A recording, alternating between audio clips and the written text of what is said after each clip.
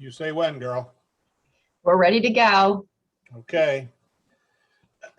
We'll call our meeting to order. Today, history's in the making. Welcome to Monroe County Historical Association's 100th anniversary annual meeting.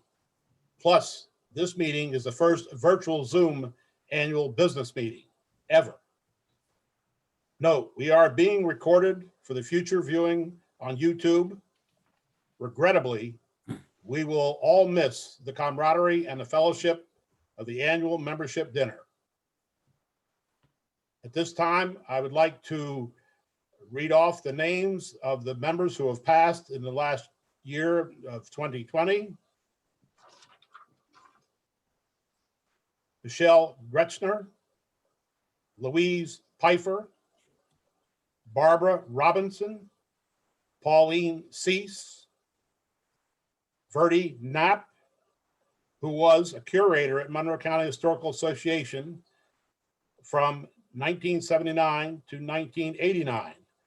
Verdi was instrumental in writing grants and attempting workshops that enhanced the museum's collection. We want to thank all of those families and members who support us, and we will miss all of them. At this time, I would ask any additions or corrections to the February 23rd, 2020 minutes. Hearing none, we would need a motion to approve. I'll make that motion. I'll second it. Bill seconds. Any discussion? All in favor? Anyone opposed? Aye. It's unanimous. Thank you. I'm going to move on to our president's report. COVID has changed our focus on our day-to-day activities and events. However, the staff under Amy's direction has used technology to aggressively pursue the MCHA mission. I want to thank Amy and her staff for their hard work and commitment. Your board of directors of Monroe County Historical Association have continued to meet by Zoom and work on all matters. I want to make a shout out to ESSA Bank and Trust, who continue to contact MCHA to update all financial matters. And thanks to all our elected officials for access to the COVID relief for nonprofit organizations like MCHS. As it turns out, 1 year ago was our last gathering together. We at MCHS were very fortunate to be able to hold the 2020 meeting prior to the COVID shutdown. At this time, MCHS introduced our Heritage Center plans. Since then, much progress has been accomplished. The Heritage Center will be discussed after the business meeting. At this time, I would like to introduce who are on video and making comment are elected officials. Okay, I'm going to go ahead and play that video now.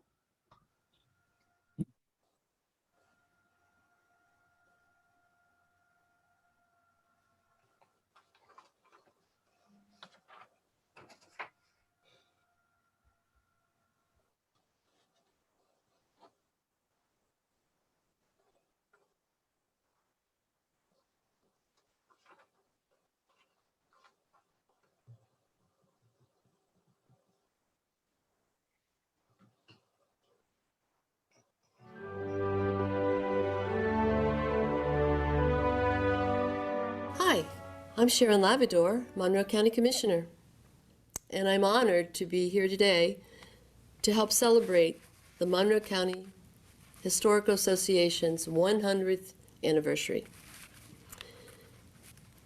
As a retired educator, and some of you may know me from my days at East Stroudsburg in the school district, and one who loves our Monroe County history, I am honored to speak to you as the chairperson of the Monroe County Commissioners in commemoration of the Monroe County Historical Association's 100th year anniversary.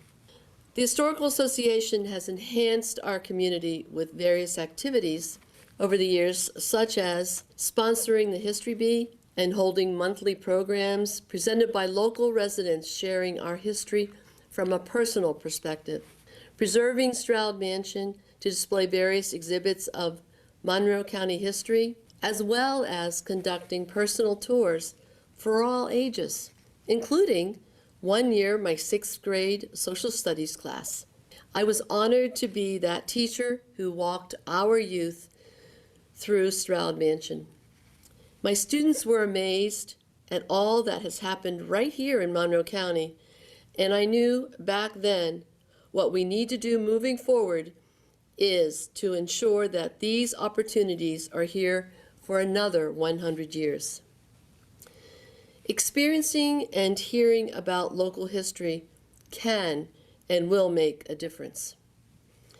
Thank you to our Monroe County Historical Association, the leaders, board members, and volunteers, past, present, and future. Thank you. Hello, everyone. I'm John Moyer. I'm Vice Chairman of the Monroe County Commissioners and have been a commissioner since 2012. I would like to offer my congratulations to the Monroe County Historical Association on their first 100 years. Just a little bit in terms of then and now versus 2021 versus 1921. In 1921, our population was around 25,000, roughly 15% of the 170,000 that we have now. Back then, we were very culturally homogeneous. Now we have ethnic diversity throughout the county. Our businesses back then focused on farming to a large extent, tourism, and our natural resources, including harvesting ice from various ponds and lakes throughout the county. Today, farming has waned and tourism has grown even more. Our utilities. Electricity was spotty in 1921. Today, electricity's fine, but our internet connectivity is rather spotty throughout the county. Transportation. Back in 1921, we had very few traffic jams.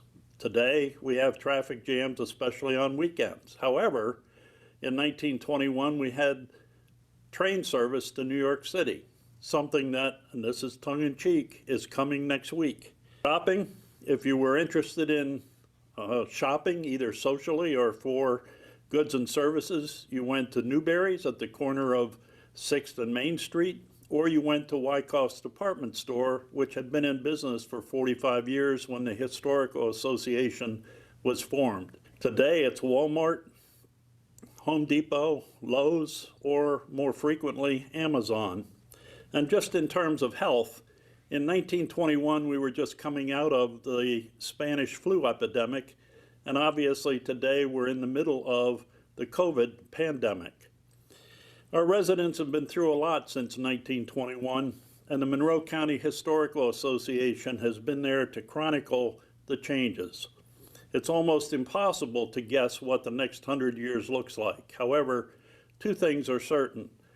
One is the resiliency, creativity, and character of our citizens will continue to move us forward, and the Monroe County Historical Association will be there with us every step of the way. Godspeed. Hi, my name's John Christie. I'm Monroe County Commissioner. I'd like to wish the Monroe County Historical Association a happy 100th anniversary. And what I wanted to do to help celebrate is look back at what was happening in the area in 1921 when they formed their illustrious organization. In 1921, the Monroe County Commissioners commissioned a statue for Courthouse Square. That statue was a doughboy. They paid $1,500 for that, and it took 2 years to be erected.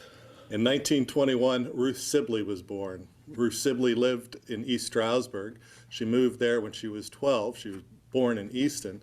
But Ruth Sibley worked for Fred Waring and the Pennsylvanians. She then worked at Shawnee Inn with Mr. Waring, and she was a member of the Historical Association.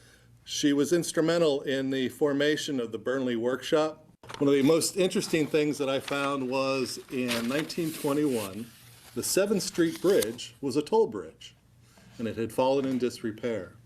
So the Borough of Stroudsburg and the county commissioners both agreed to pay $750 a year to the owners of the bridge so that the repairs could be done to it and that they would phase out the toll by paying that $1,500 for 6 years. The first bus route from Stroudsburg to Mount Pocono, the Red Line, was established. Route 68 and 61 were realigned to form Route 611 through the Stroudsburg, East Stroudsburg area. Once again, I'd like to wish everyone a happy anniversary on their 100th, and I look forward to the work that's going to be done for the next 100 years. Thank you.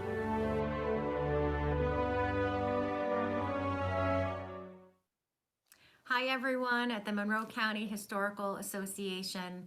Hope you all are well and healthy, and thank you for all that you do. Thank you to Amy, the team, and the board, and all the people who have donated to the association to help keep providing history. And 100 years, amazing. And boy, I think you have your hands full with this last year and trying to ensure that this goes down in history, and people who are, when we're not here any longer, can get a feel of what we've gone through this last year. And history is so important. We all know that. And one of the reasons I firmly believe is, first of all, it's interesting. It teaches you so much and gives you an education about what life was before we were all here. And it helps us not repeat mistakes. And it helps us build on the things that we have done well. And there has to be documentation. There has to be a way for people to understand what happened before us. And it develops empathy. It develops a sense of being and a sense of responsibility.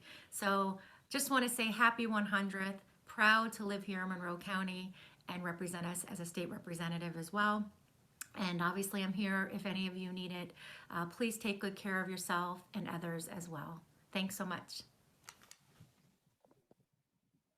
Hi, this is State Representative Jack Rader, and I would like to congratulate the Monroe County Historical Association on 100 years of outstanding service to our Pocono community. You have grown from humble beginnings into an organization that does an excellent job in preserving, protecting, and promoting every aspect of Monroe County's rich history, which includes your headquarters and museum building, the wonderful Stroud Mansion.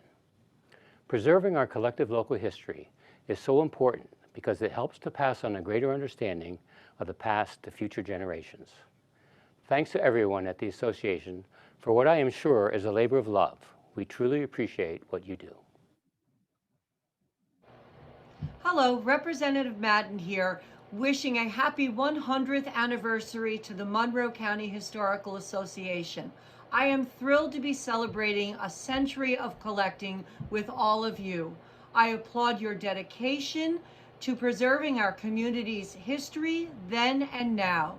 Here's to another 100 years. Congratulations.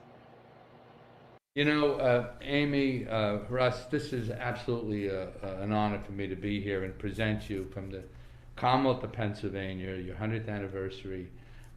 There's a Senate congratulatory citation. It's not one that you have to pay a fine for, the police give. It's congratulatory.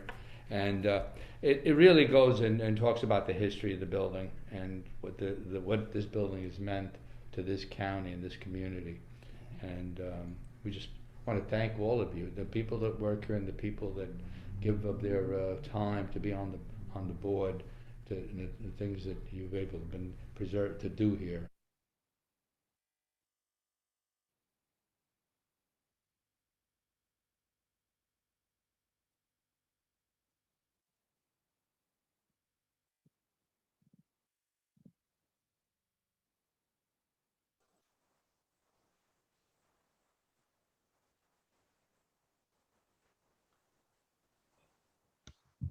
I wish to thank all elected officials for participating in today's program and their generosity through time for this organization, and we appreciate all their time. So at this time, I would relinquish the floor to Pat Saylor, our treasurer, for her report. Pat, please take over. Yep. We're going to review first of all, I want to say welcome everyone who's participating in this virtual meeting. I'm so happy to have almost 100 people that have signed up for this. So thank you so much for attending, and we certainly appreciate your participation. I'm going to first go with our operating budget for 2020 and what the actual numbers were. In 2020, we had anticipated an income and expense of $215,296.34. However, due to COVID, obviously, we did not have our wonderful wine pairing event that brings us sometimes $40,000 and $45,000 net. So without that, we had a deficit of approximately, based on the budget, a deficit of $18,564.55. However, with the support of our wonderful membership, $15,000 in our spring event or our spring appeal, and $25,000 in our end year appeal, and with the PPP loan, the payroll protection plan loan, we had $20,400 there. So our deficit actually for this past year was only $918.77. I really want to appreciate the staff and the work that they did to keep our expenses low.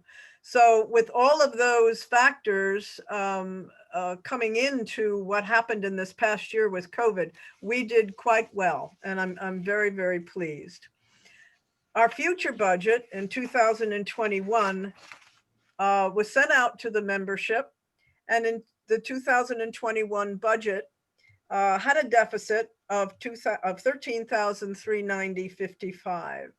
However, we have just learned that we are going to get a PPP loan of $25,000, which means that I would assume that all things being equal with our expenses in this past year and the possibility of our wine pairing event being a virtual event and therefore a fundraising event, I am going to project that we will probably come out in the black.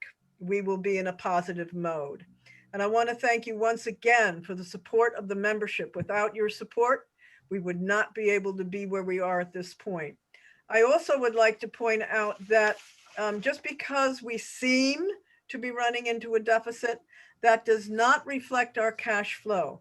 Our cash flow is remaining healthy because you go month to month, we're able to pay our bills. And so the deficit does not reflect how we are able to move forward from month to month.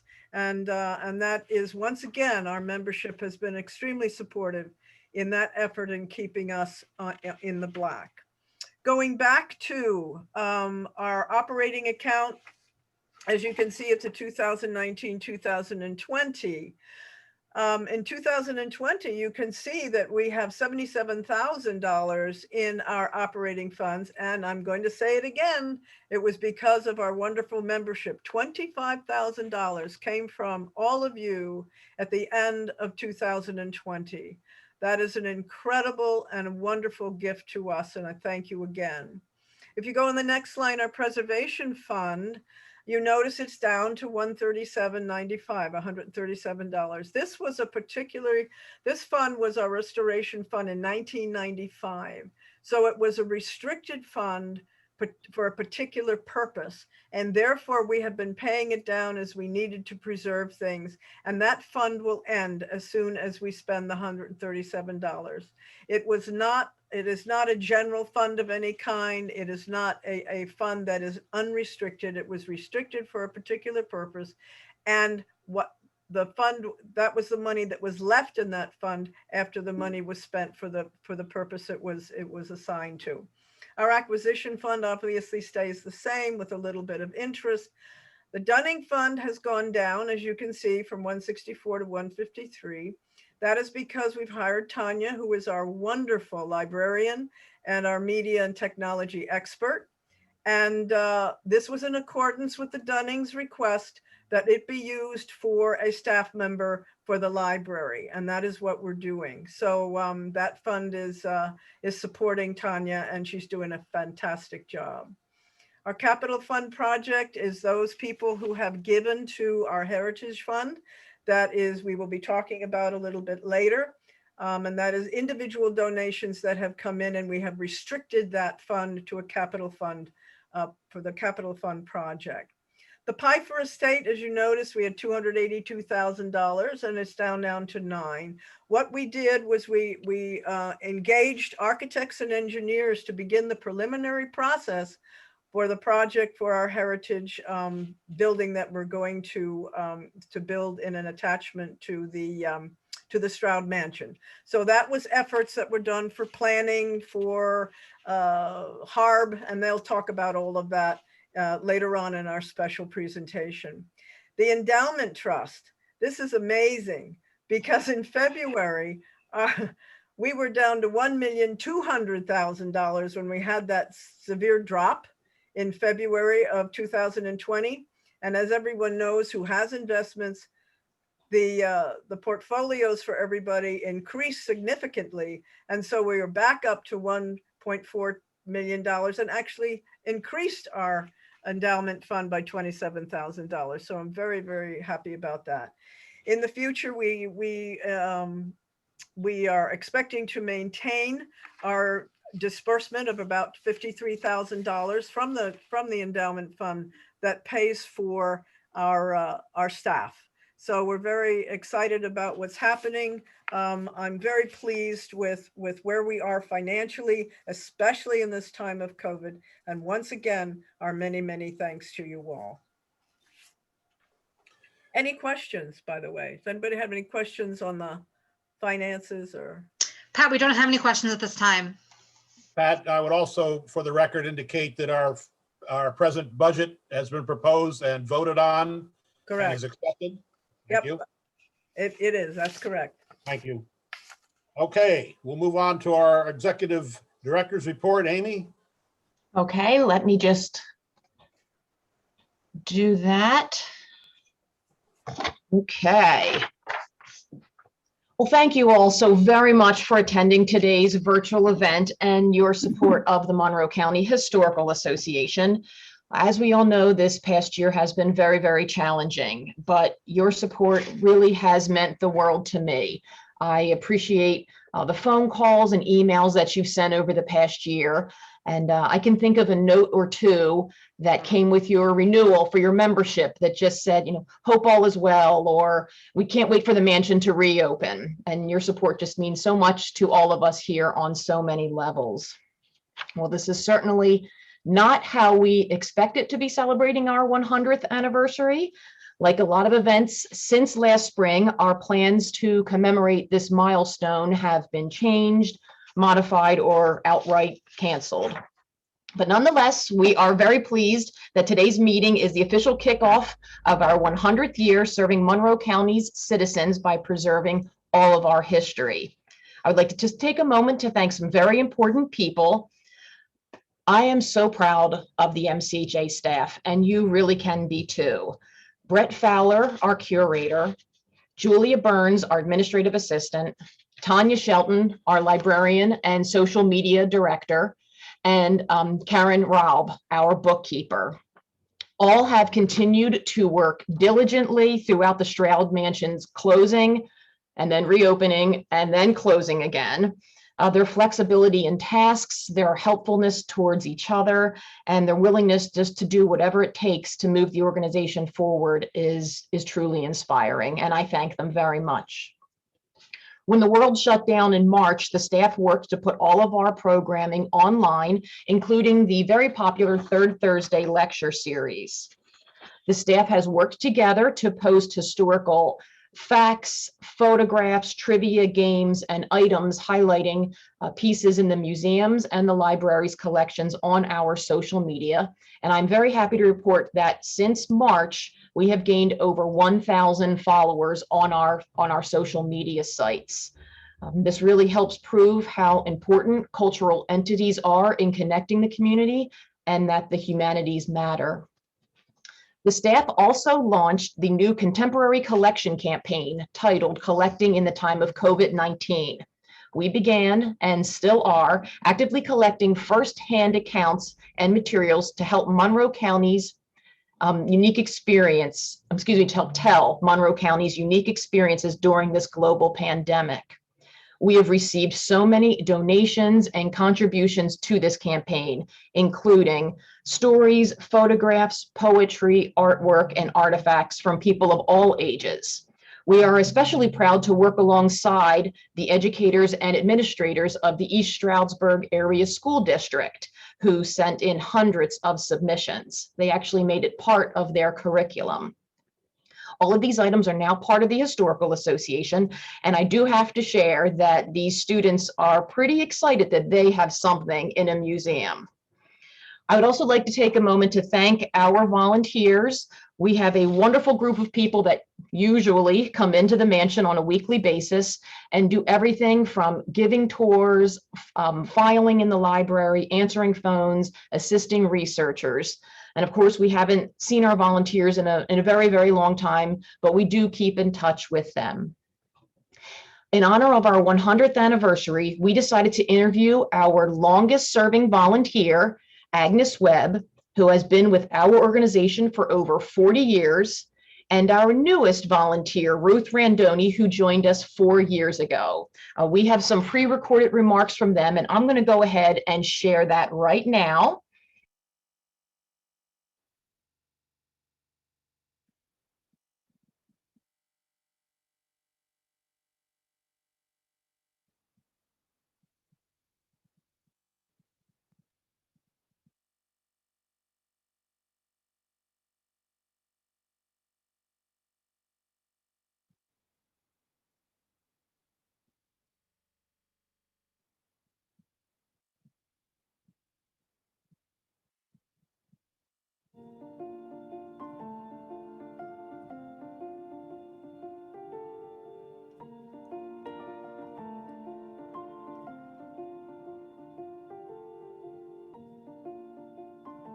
Newspaper, there was an article that was asking for somebody that had a textile type of background.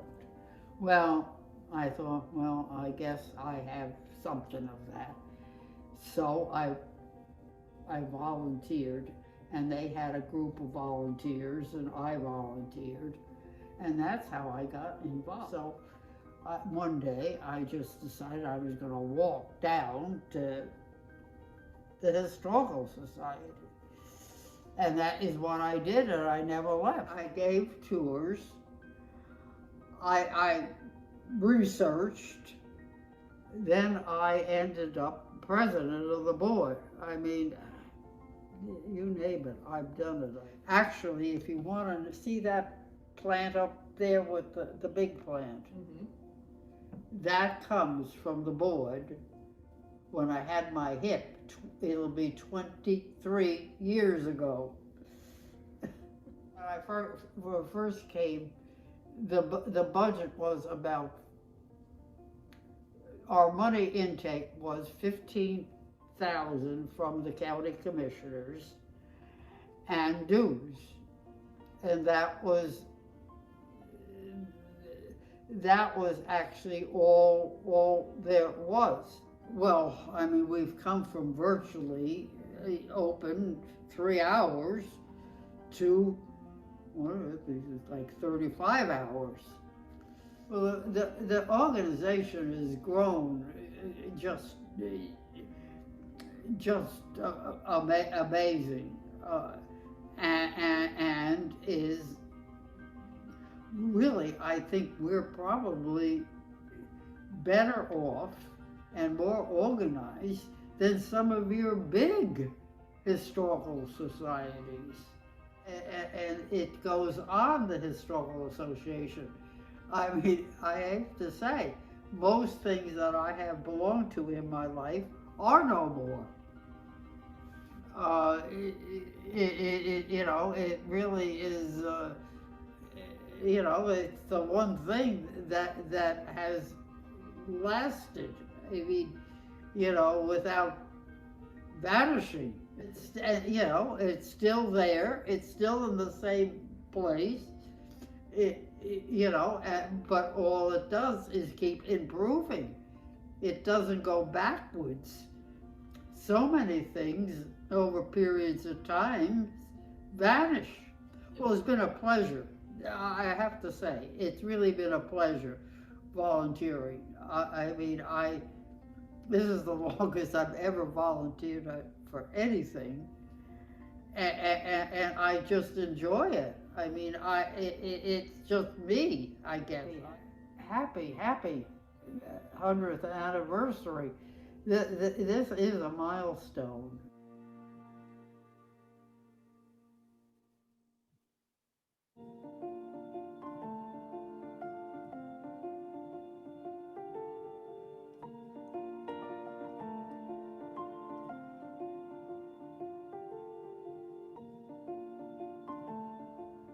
Hello, I'm Ruth Randoni, a member of the Historical Association, and I've been a volunteer since 4 years ago, St. Patrick's Day. I never liked history when I was younger. I was terrible at history in school because I couldn't remember all those dates. But when I lived in Pike County, I got persuaded to join some historical societies, and I started volunteering, and I enjoyed it. Didn't have to learn a lot of history, but I worked with people, and that was fun. So when I moved to Monroe County, I joined this association, and I said, I wonder what they'll let me do here. And they decided I was good at transcribing files, original documents. And I've been doing that ever since, and it has been fascinating. It is so much fun. I read the most amazing things. Early on in my tenure here, I had to ask, when did King George III take the throne? And they said, why? And I said, well, this document doesn't have a year on it, but it says it was in the 13th year of King George's reign. So they told me when he took the throne, and then I could figure out the year of the document. I thought that was pretty cool. That was back in the 1700s.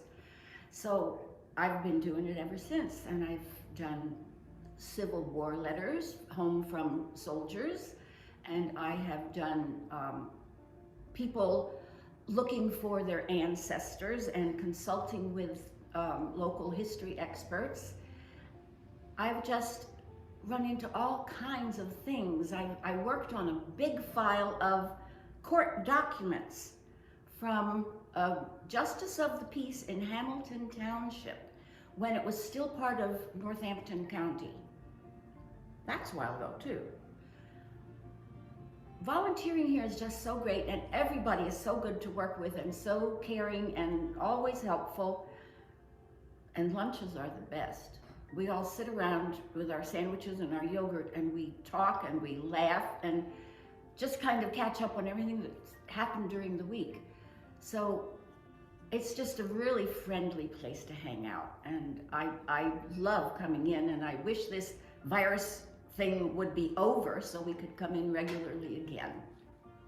Of course, this year is our 100th anniversary of the association, and I want to wish everybody a happy anniversary, and I'm so glad you could be part of this annual meeting by doing it virtually.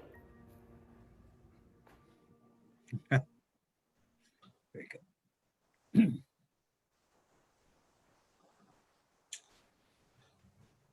Well, I have a confession. We miss lunch with our volunteers as well, too. It's definitely the best part of our day.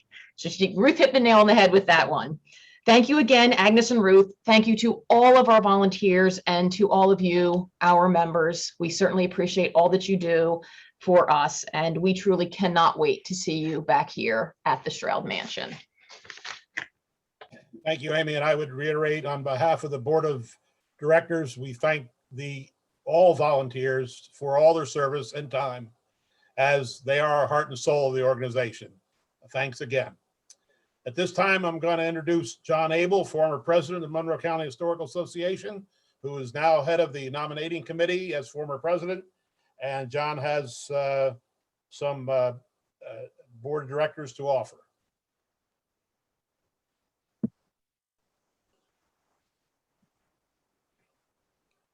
Good afternoon. The following individuals have been elected to the Board of Directors. Bill Leonard, a second term. Russell Scott, a second term. Margot Vegliardo, a second term. Carrie Weatherby, a second term. Anthony Stevens Arroyo to the first term. So congratulations and welcome back to your positions on the Board of Directors. Thank you, John. Welcome. And again, that vote has been taken electronically and let the record show. At this time, I would open up the floor to comment under new business. Amy, have we got any comment? We do not have any questions or comments from the members at this time. Okay, Julia, thank you. Then we will move on, and I would entertain a motion to adjourn the business meeting at this time. So move. We have a move by Pat first. Second. And Bill Leonard seconds. All in favor? Aye. Aye. Unanimous, and thank you so much for your participation. At this time, I'm going to introduce Amy Leiser, who will now conduct our program going forward. Thank you, Amy. Thank you very much, Russ. Okay, I'm going to share my screen again for the presentation. Let's see, screen.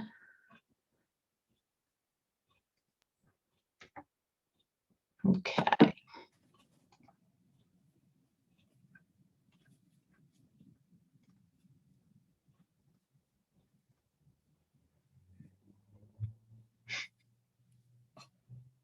Okay, can everyone see that? We're good to go? Yep. Okay, great. Thank you, all this technology.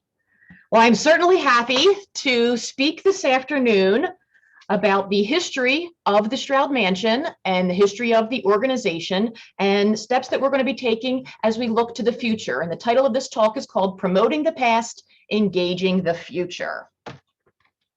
Let's start off with the beautiful Stroud Mansion. Built in 1795 by Colonel Jacob Stroud.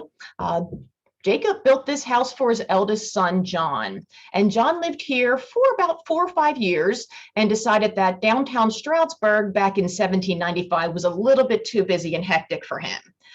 There were 5 houses on Main Street, and poor old John could not handle the traffic, the noise, or the busybodies. So his father built him another house on the outskirts of town, the Glenbrook Country Club down on Dreyer Avenue, where John could be a farmer. So with the house being vacant, Jacob Stroud invited his next eldest son, Daniel, to move into the house. And that's what Daniel did. Daniel and his wife, Elizabeth, moved into the house. They had 10 children together. So there were lots of little Strouds running around the property. Daniel was raised a Presbyterian, but when he moved into the Stroud Mansion with his wife, he became a Quaker. Elizabeth had been a Quaker as well, so he converted to that religion. And Daniel, he really embraced that religion. He got rid of all the alcohol in the house because he didn't believe in drinking, and also put on a big show out on the front steps where he broke his fiddle because he didn't believe in listening to music anymore either. He also burned all of his books except for one.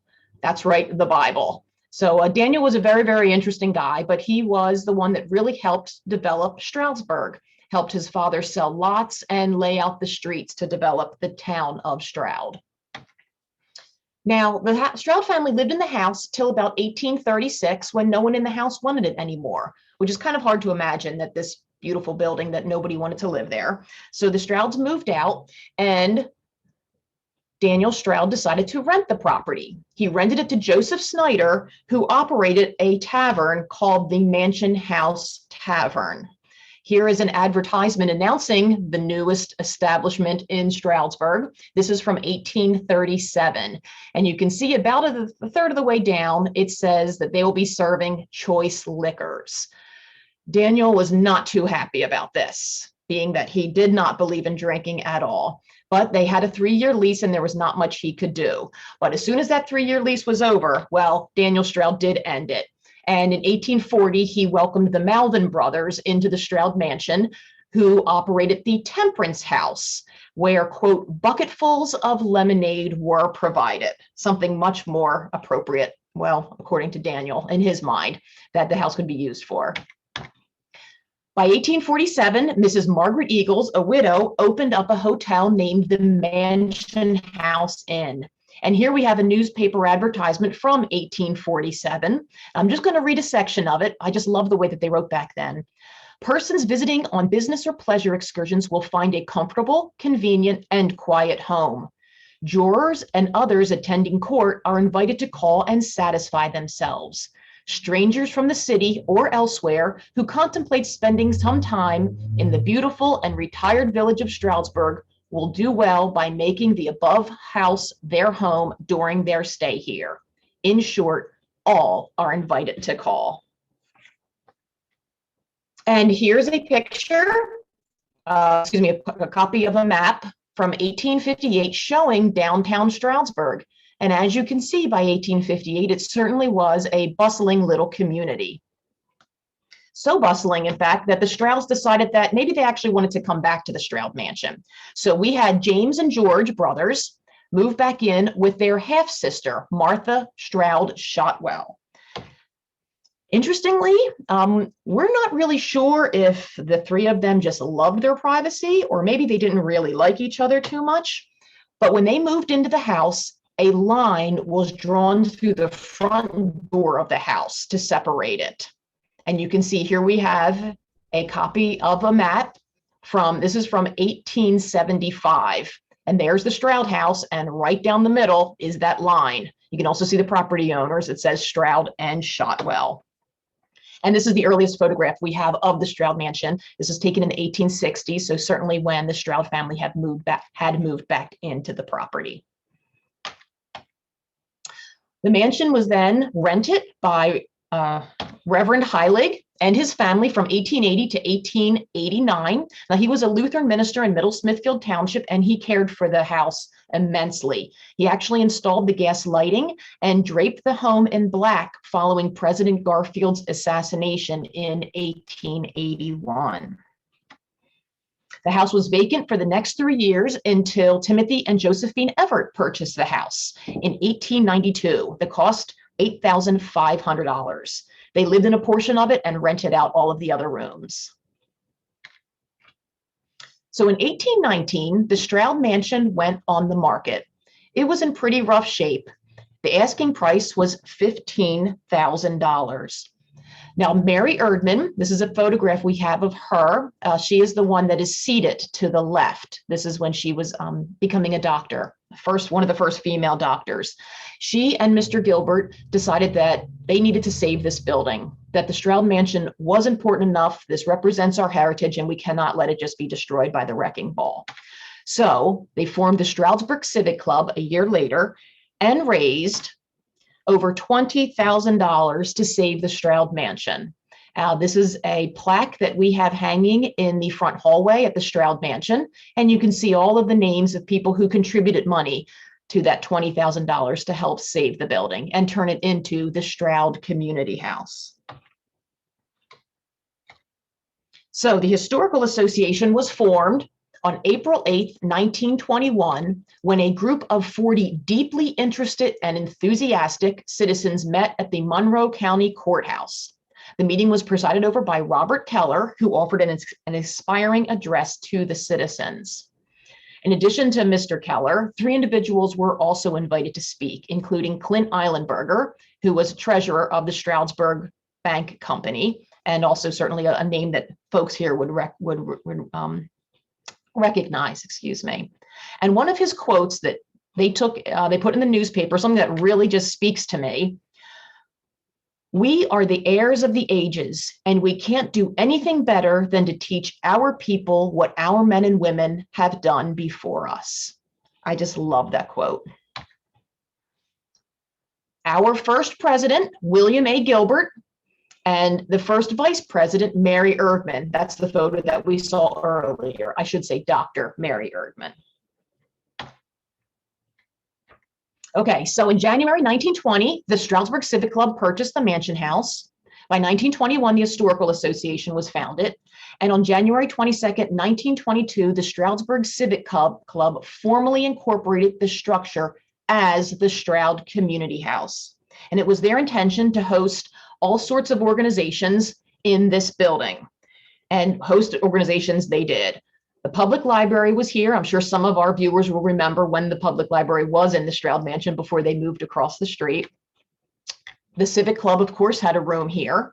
The Women's Club occupied rooms, the Junior Women's Club. The Red Cross was originally stationed here in the Stroud Mansion. The Girl Scouts had a room. The Daughters of the American Revolution met here. Of course, the Historical Society, and they still found place to rent out 3 apartments at that time in 1920. This is what the Stroud Mansion looked like in 1920 when they saved the building. I think this is probably one of my most favorite photographs. I just love the brick-lined streets, and that telephone pole is very, very eye-catching.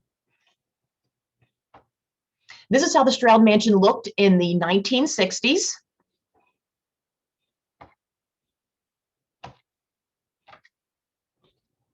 So on March 8th, 1990, the Monroe County Historical Society merged with the Monroe County Museum Association to form the present-day Monroe County Historical Association.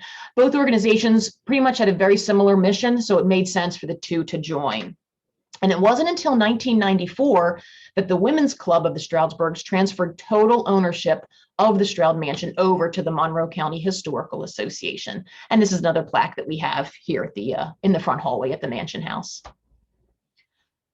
When they turned over the ownership of the building to the Historical Association, this is what it looked like. This is the Stroud Mansion in the 1990s. You can see it needs a little bit of attention. A little bit of the paint is coming off of the exterior. This is just another angle of the Stroud Mansion. When the Historical Association obtained full ownership of the property, they really had a lot of work that they had to do. You can see here from these photos that there were holes in the ceiling. The front door looked pretty shabby, and the front staircase had been modified. This is not how it was in the Stroud's time. From what I understand, underneath the stairwell was a small restroom. The restroom was so small that it couldn't actually fit the sink. And if you look at the bottom photograph with the stairs, you can see that the bathroom sink is actually on the outside of the bathroom and located in the front entranceway of the Stroud Mansion. So it certainly served a purpose, but it's a little strange to have a sink right in the front hallway of a building. The Historical Association in 1994 received a grant to fix the building and make all of the necessary repairs. And this is how it looked in the 2000s. And of course, this is how our building looks today, with that beautiful slate roof. It's very, very striking, that's for sure. So our challenges. The Monroe County Historical Association is an organization that is housed in a building built in 1795. And we operate the museum and library under the restrictions of a 226-year-old structure. We have very, very limited space for educational programming, workshops, and events. For those of you that have certainly been here, you've seen our second floor meeting room, and it does get pretty cozy. We can fit about 35 people, and that's it. So we don't have a lot of room to offer programming. The high-use areas, such as the library, the meeting room, and the offices, are beginning to damage the 1795 structure. Flooring is definitely starting to give way. Our building is not handicapped accessible at all. We have no HVAC, which means we have no climate control, which is certainly something that is problematic for our artifacts and archives, and also for the comfort level of our guests.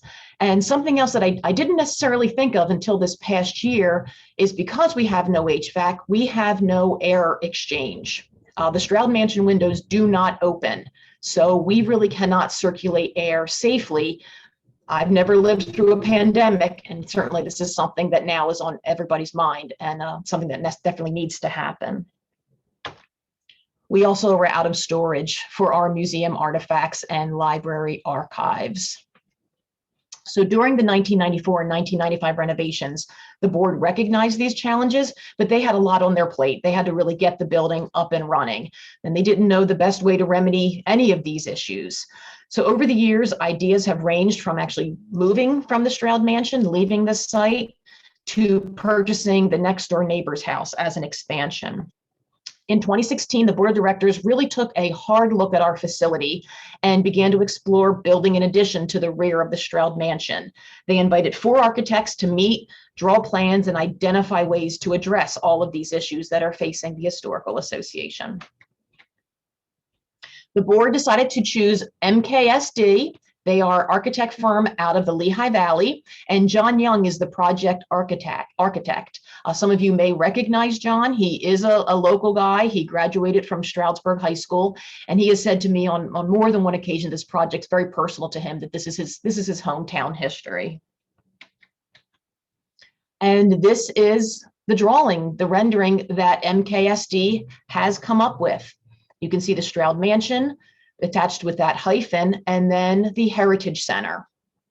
This is the look of it. And Bill, Leonard, and Ken Sandri will talk a little bit more about this design process following my presentation. This is how it will look from the front. You can see that there is a courtyard. And we do have some interior designs as well. This would be the community space. Remember I said we could fit about 35 people? Well, this is projected to seat 100 people.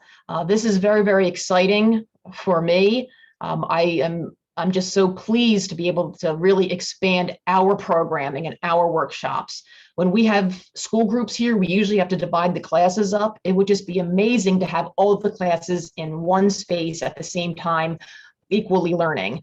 But it really is not just our program. I envision art shows and music and concerts, all sorts of things. And we already have someone who volunteered to teach Tai Chi in this location. So there's lots of potential for the community to gather in this spot. So how did the board of directors and staff design the Heritage Center? Well, first, there was a community workshop at NCC Monroe campus. About 40 stakeholders gathered and really worked through the whole day of this workshop, discussing the Historical Association, what we can be to the community, and how do we go about being there. We heard their suggestions and their feedback, and it was a very, very productive afternoon. The board of directors really kept this momentum going, and we decided, well, if this dream does become a reality and we can build this Heritage Center, maybe we should know what's actually in the ground. So we had an archaeological dig at the Stroud Mansion. That was wonderful. We had a great summer with these students. We were very lucky to receive a Keystone Grant from the Pennsylvania Historic and Museum Commission, led by Jonathan Burns at Juniata College. He welcomed students, undergraduate and graduate students, here for 7 weeks to do a dig at the mansion. We loved coming in every day. We were as excited as they were when they found items, and they found a lot of items. Thousands and thousands and thousands of artifacts were taken from the backyard. And they are currently at Juniata being cataloged and cleaned and documented, and then they are all going to come back home here to the Stroud Mansion. So I mentioned that we were out of space before. This doesn't even include the thousands and thousands and thousands of artifacts that this archaeological dig will be providing to us, and we certainly would love to have on display. So our timeline. The board of directors knew that this process was going to take a lot of time, and they thoughtfully planned out a rough timeline to begin to prepare for the expansion. So we had the workshop at NCC Monroe campus in 2017 and 2018. 2018 and 2019, we used that feedback from the workshop to really strengthen our policies, coming up with a stronger bylaws, policy and personnel manual, and the strategic plan, guided again by that community workshop. And then, of course, we received the grant to do the archaeological dig, and that occurred in the summer of 2019. In November of 2019, the board of directors hired Marcy Schick of MMS Advancement to assist with the feasibility study for a capital campaign. She completed all of her interviews this past fall. Of course, it was all done virtually, and presented the document to the board of directors in December. A task force made out of the MCHA board of directors has been created, and they are currently reviewing the results to create an action plan. We have been very, very thankful. In December of 2019, MCHA received a lead pledge from ESSA Bank and Trust for $2 million. I think we all know how generous ESSA is in the community, and this lead gift just meant so much to our organization. The challenge grant does expire in 2023 to allow time for fundraising and, of course, the construction as well, too. Last month, we were beyond delighted to hear that MCHA was awarded $1 million from the Commonwealth of Pennsylvania through the RACP grant. Now, this grant is to fund construction of regional economic, cultural, civic, recreational, or historical improvement projects, and we certainly fit that category. Dates and anniversaries are very significant to us. We are historians here. So in 1920, the community came together to save the Stroud Mansion from the wrecking ball. Last year marked the 100th anniversary of their efforts to convert the building into a community center. In 1921, the Historical Association was founded, and we, of course, are currently celebrating our 100th anniversary of the founding of the organization. We really want to expand on the efforts of our forefathers and mothers that they made to commit and making sure that the Stroud Mansion remains a community center for all of our citizens. Now, as the executive director, this project is professional for me, but it is also personal. I am so proud that Monroe County is my adopted home. My children's roots run very, very deep in this community. They're actually 9th generation Monroe County citizens. And I think of them and all of Monroe County's next generations. And I am reminded that we are working today to save their history. And I'd like to just leave you with this thought before I wrap up. What kind of ancestor will you be? It is my deepest hope that 100 years from now, in 2121, that the community looks back with appreciation on our decision today to build a heritage center, to expand the outreach and preserve Monroe County's history, just as I look back 100 years to 1920. And I am in awe that the citizens joined together to save the Stroud Mansion in the first place. Thank you again so very much. I'm now going to turn this over to Ken Sandri, who's going to talk a little bit about the Heritage Center and the reason for the design. Ken, the screen is all yours. Thank you, Amy. Thank you very much. Hi, everyone. Amy just showed you the images of the proposed Heritage Center. Last year, the association received many compliments on it, but we also heard concerns or confusion about why we chose an addition to a historic building with a modern appearance. I'd like to talk about that for a few minutes. After MCHA acknowledged the enormous need for space, we considered options like buying the next nearby building and getting offsite storage, but it became very clear that an on-site expansion of the Stroud Mansion was the most efficient option.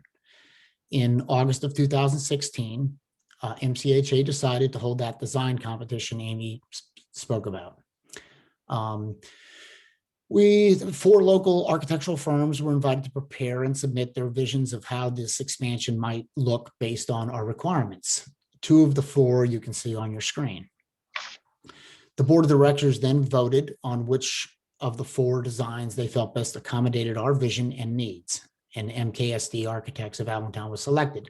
On the right is their initial design they proposed. You'll notice that it's different than the one that we have now. Historically, the Stroud Mansion was built in 1795, as you've heard. The 3-story stone stuccoed structure followed the Georgian and federal architecture of the era.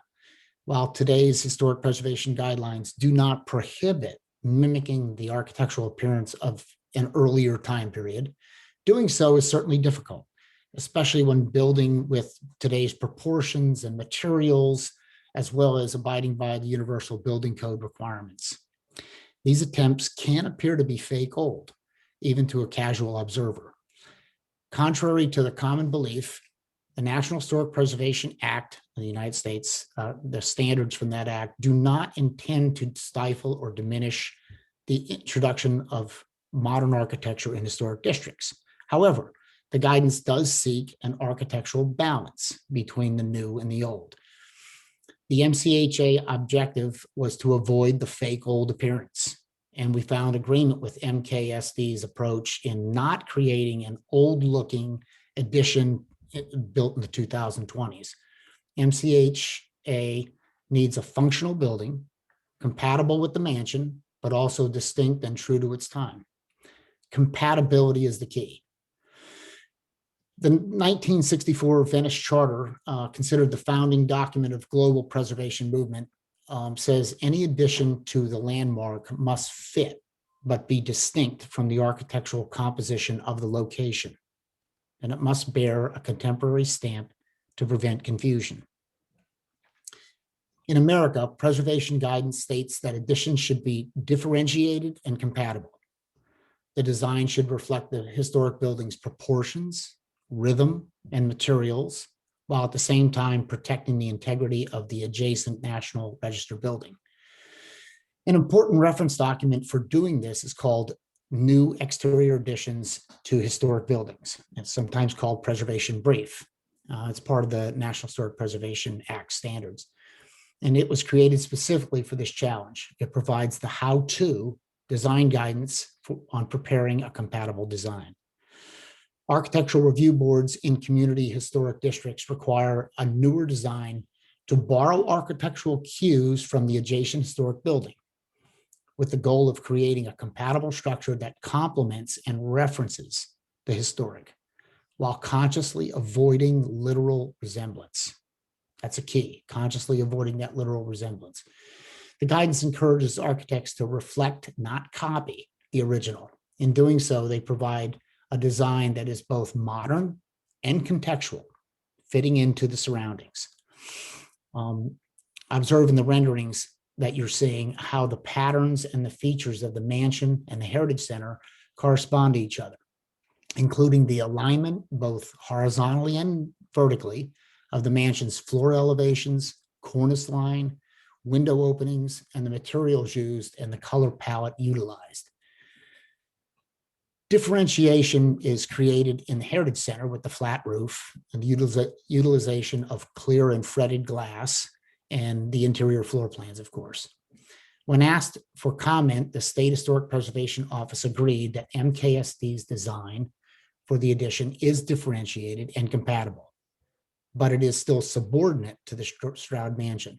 The design references the architectural rhythm and details and patterns, while providing contrast and visual cues to the casual observer regarding their relative age.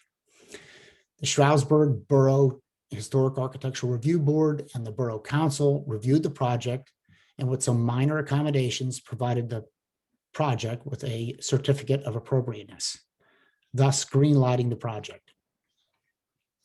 After seeing the changes in MKSD's design for the exterior facade, a historical architect in Arizona said that it's an award winner for compatibility. He was really impressed with the change that they made to accommodate. The MCHA is very pleased with the team of architects at MKSD, without a doubt. They utilized the standards and the preservation guidance in creating a future landmark in downtown Stroudsburg. However, our emphasis is still the Stroud Mansion.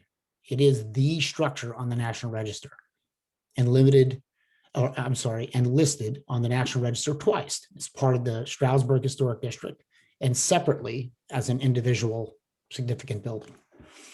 After the Heritage Center has been added and the MCHA's operations are all moved there, then the 3 floors and basement of the original mansion can be fully utilized as a museum house. MCHA will be able to exhibit and rotate our items of our county's history and prehistory, which is mostly in storage right now. I hope that helped understand. Thank you very much for listening. Great, thank you. And now we're going to hear from Bill Leonard, who is a board member and chair of the Facilities Committee.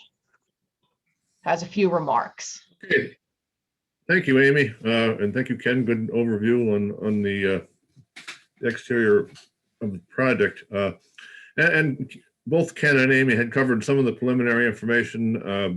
The design kickoff with the architect, MKSD from Allentown, we had in January of last year, 2020, along with some board members. That was just the initial kickoff after the preliminary designs, which we had looked at years ago, to get moving forward to get this thing off the ground. Since then, we've been having teleconference meetings with the architect every 2 weeks, pretty much open design issues, questions back and forth for Amy and her staff as far as what do you need for this or what do you need for that. Just moving forward, sorting out conflicts and that type of thing. Ken had mentioned we did get approval from the Stroudsburg Historic Architectural Review Board.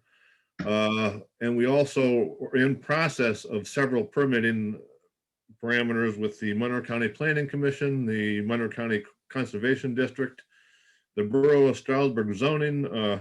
Just recently found out that we are considered a major land development, which is going to take some more time and effort for the application for the zoning permit.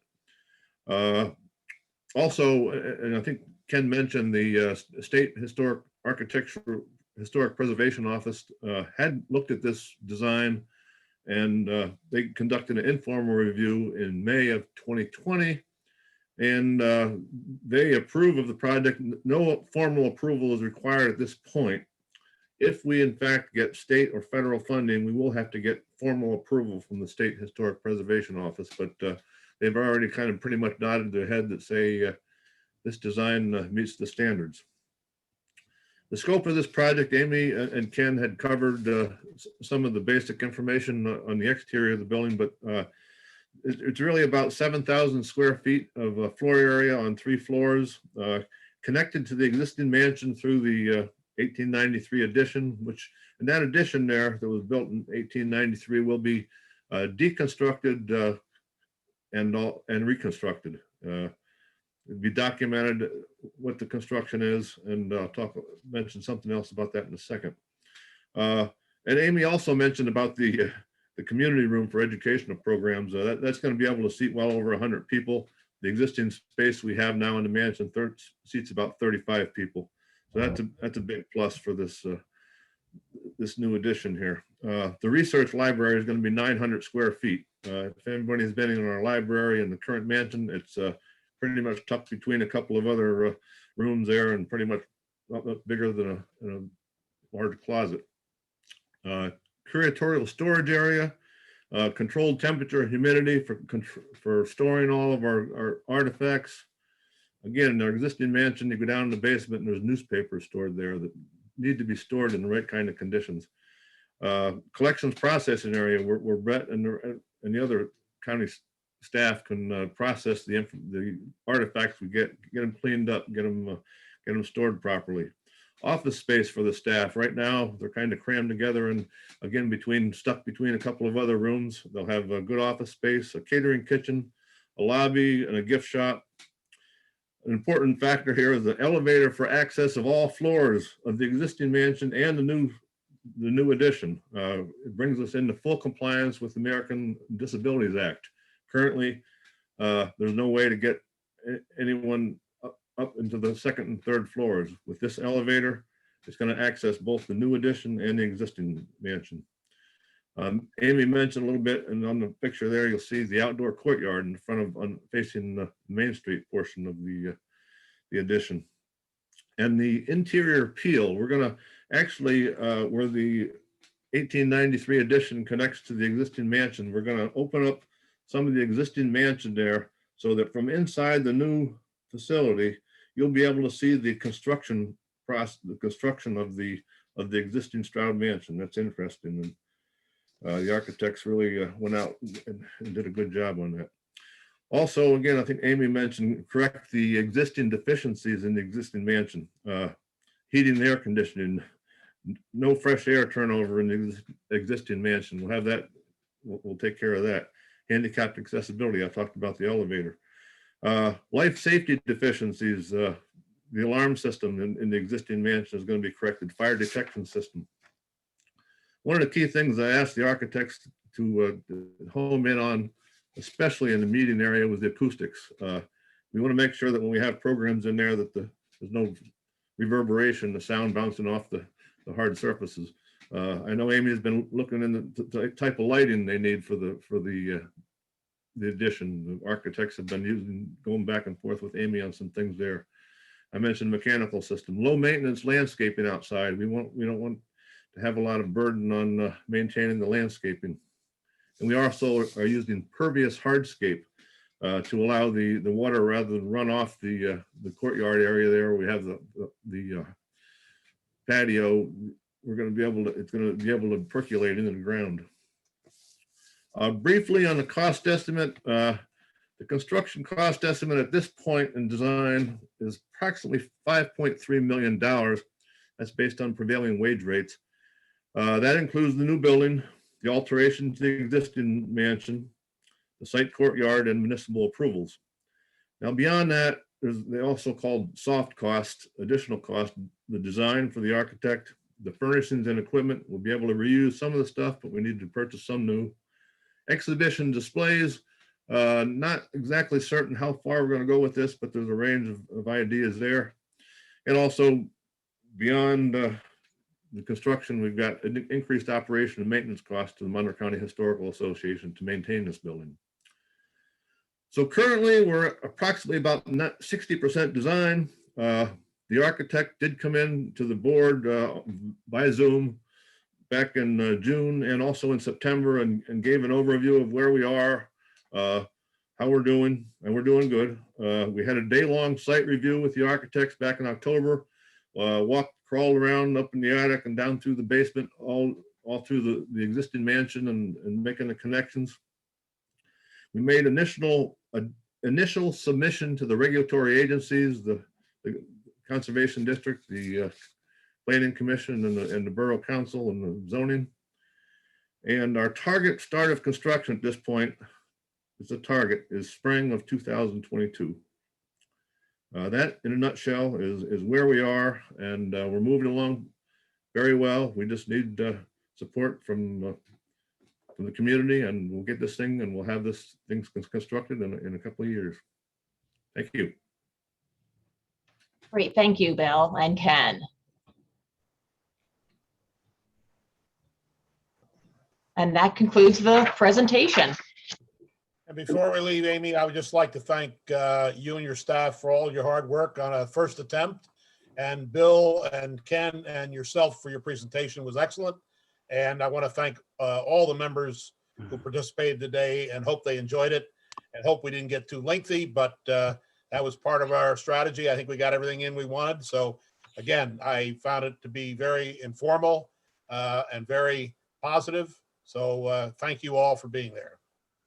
And see you on the return. Thank you all. Have a good evening.